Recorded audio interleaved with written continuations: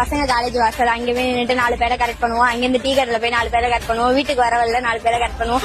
இதுதான் ப்ரோ வாழ்க்கை, எங்க வாழ்க்கை. அடியே இதுல என்னடி பெருமை வேண்டி கிடக்கு? இதுக்கு பேரு ஐட்டம் டி. படிக்க வேண்டிய வயசுல படிக்கிறது விட்டுட்டு காலேஜ் வாசல்ல நின்று பசங்களை கரெக்ட் பண்ணி படுக்கிறதுக்கு ஆசைப்படாதாமா? கரெக்ட் பண்றீங்களா? சரி, ஒரு பையன் பேசி இன்னொரு பையன் தெரிஞ்சா நான் எப்படி சமாளிப்பேன் பையனை? இருடா அம்மாட்ட பேசிட்டு இருக்கேன், இருடா கூப்பிடுறேன் அப்படின்னு சொல்லுவேன்.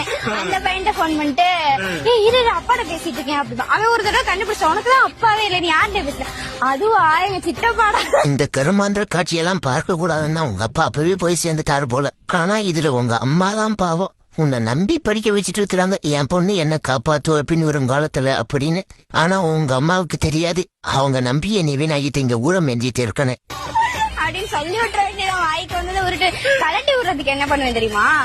பேசியிருந்தாப்ல, பேபி எங்க வீட்டுல எங்க அம்மாவுக்கு தெரிஞ்சிருச்சு பேபி, இரு பேபி நான் உனக்கு கூப்பிடுறேன் அப்படின்னு சொல்லிட்டு அத்தோட பிளாக் பண்ணிடுறேன். இது எல்லாம் வீடியோன்னு இதையும் ஃபாலோ பண்ணி பாக்குறானுங்க பாரு 3 லட்சம் பேர். அந்த பொட்ட பசங்க அவனுங்களை சொல்லணும், இந்த நாய 3 லட்சம் பேர் ஃபாலோ பண்ணலாம். இந்த நாய் அசிங்கமா பேச்சு இப்படி வீடியோ போடுமா? நீங்களே சொல்லுங்க, இந்த மாதிரி ஒரு பையன் வீடியோ போட்டிருந்தா இந்நேரம் பொண்ணுங்க கமெண்ட்ஸ் பண்ணுவாங்க, இந்த பசங்களே இப்படிதான் பொண்ணுங்களை ஏமாத்துவாங்க அப்படின்னு.